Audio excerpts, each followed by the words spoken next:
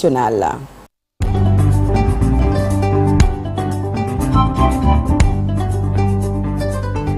Et comme annoncé, c'est avec Chérif Dia. Chérif, on démarre d'abord par Pape Malick Ndour devant le juge du premier cabinet financier. Oui, ce sera demain mardi, selon le journal L'Observateur qui donne l'information.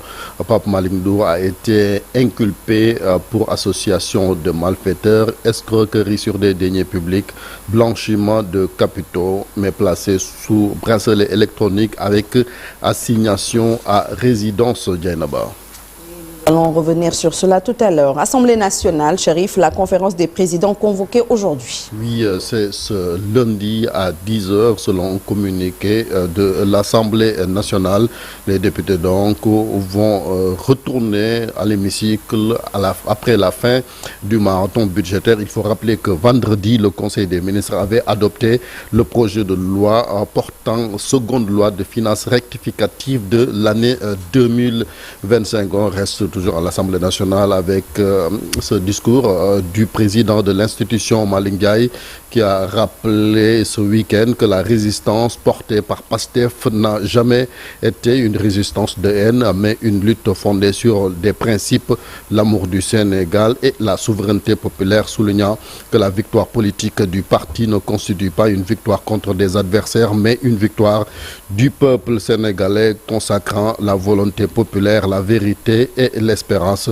Toutefois, le président de l'Assemblée nationale, par ailleurs chargé de la communication du parti au pouvoir, a averti que l'accession au pouvoir ne marque pas la fin de la résistance, mais son changement de nature. Résister aujourd'hui, selon lui, c'est gouverner avec intégrité. Il s'est adressé aussi aux militants du parti PASTEF, appelant la discipline, la responsabilité et la confiance dans le leadership du président Ousmane Sonko. Malick Ndiaye tenait ses propos lors de la cérémonie de présentation de dédicace du livre Résistance chronique de la révolution patriotique du Sénégal du journaliste Ibrahima Diallo Djainaba. Et puis nous parlons de l'inter-syndical de l'administration et de la fédération des syndicats de la santé en jonction de lutte. Oui, ces deux syndicats vont dérouler leur plan d'action suivant donc une grève ce lundi. Ils demandent le respect des accords par le gouvernement du Sénégal, mais surtout le paiement immédiat des indemnités de logement aux 16 000 travailleurs de l'administration. Plus de détails avec Oumar Dramé, secrétaire général de ce syndicat, interrogé par Al-Hassan Ba. L'intersyndicale des travailleurs de l'administration et la fédération des syndicats de la santé en jonction de lutte décident de poursuivre le combat et vont dérouler les actions suivantes. Le lundi 29 décembre 2025, grève totale dans le secteur primaire sur toute l'étendue du territoire national.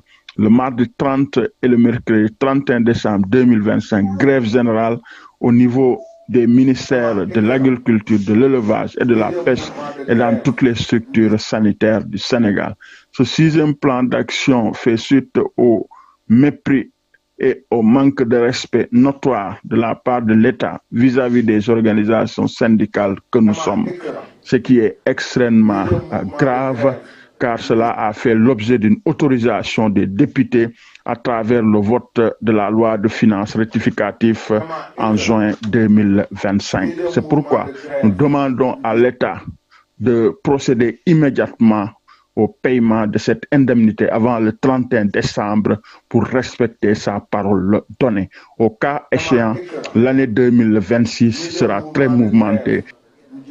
Toujours dans le même registre, vers une paralysie du secteur éducatif, Chérif. Le QCMS Djainaba qui dit avoir accordé un temps de grâce au gouvernement, mais constate que les difficultés demeurent, retard administratif, absence de digitalisation effective et non-paiement de certaines indemnités accordées aux étudiants.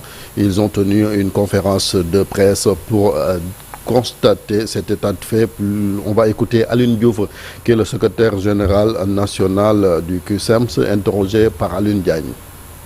Les enseignants, comme vous le savez, ont attendu pendant 2 ans. Nous avons été patients avec ce gouvernement-là. Nous avons laissé un temps de grâce. Voilà maintenant presque 24 mois. Mais vous conviendrez avec moi que les difficultés subsistent. Aujourd'hui, nous avons toujours des difficultés par rapport aux lenteurs administratives qui continuent à plomber la carrière des enseignants. On nous avait promis la digitalisation. Jusqu'à présent, les lenteurs persistent et demeurent. Nous avions espéré qu'avec ce gouvernement, on serait dans la rupture, mais on serait surtout dans l'anticipation. On veut un gouvernement qui anticipe sur les crises, mais ce que nous voyons, c'est que le gouvernement a même du mal à payer les indemnités liées aux examens, alors que la date butoir, c'est le 30 novembre. Jusqu'à présent, il y a des camarades, des collègues qui sont laissés en rade, notamment les collègues d'éducation physique dans la région de Dakar. Et pour nous, ça, c'est un recul et c'est inacceptable.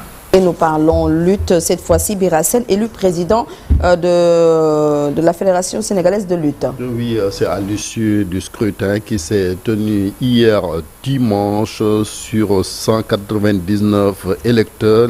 198 votants ont été enregistrés. Les résultats se présentent comme suit. Bira Sène arrive en tête avec 110 voix. Il est suivi de Keba Kanté, 70 voix, et Manga 2, 18 voix. Bira Sène devient le premier président de la Fédération sénégalaise de lutte Sokhna Dieynaba. Voilà, et puis la CAN 2025 Chérif, les Lions jouent leur dernier match ce mardi face au Bénin. Face au Bénin, donc l'enjeu c'est la première place rappelée qui est marquant le lendemain de la confrontation face à la République démocratique du Congo. Les Lions se sont entraînés. Et donc à Tanger, nous reviendrons sur cela avec notre envoyé spécial Mamadou Ndiaye qui nous apprend que les titulaires ont privilégié plutôt la récupération à l'hôtel. Ce sont les remplaçants qui se sont entraînés. Donc le match c'est demain après-midi à Tanger, toujours face au Bénin. Inch'Allah. Donc tout à l'heure, on va revenir avec Kia sur les autres résultats de match. Merci beaucoup, Chérif, pour l'actualité nationale. Alors, un jour au Sénégal, un jour dans le monde. Ce 29 décembre 2023, donc à l'occasion du centenaire, jour pour jour, de la naissance du professeur Cheikh Anta Diop, sa maison située dans le quartier de Fann à Dakar est transformée en musée. La cérémonie d'inauguration a été présidée par le Premier ministre Amadou Ba à l'époque, en présence du ministre de la Culture Alioune Sall et de 3 anciens recteurs de l'université Cheikh Anta Diop de Dakar. Et puis 2 ans après, dans quel état se trouve le musée Cheikh Anta Diop? Donc on va en parler tout à l'heure. De quoi est-il le nom? Vous avez parlé tout à l'heure de Mamadou Ndiaye. Il sera avec nous tout à l'heure, Mamadou Ndiaye, notre envoyé spécial. Et c'est pour nous présenter la ville de Tanger au Maroc. À 7h40, nous irons à RFM 94.0. Abdoulaye Diouf Sarr, ancien ministre de la Santé, président du parti Renaissance républicaine, sera l'invité de Babacar Fall et de Georges Déthié Diop. Et puis Daouda Mine va nous parler de la révision du procès Sonko Mame Mbaye Niang. Est-elle possible, cette révision? Donc Daouda Mine va nous en dire un peu plus. Et puis nous allons recevoir en dernière partie d'Info Matin, Mbalo Diacham, coordonnateur de la jonction des luttes And Gueusseum Sud-Sas. Ce sera, Inch'Allah, vers 9h moins le quart, Inch'Allah. Alors, à 6h59, tout de suite,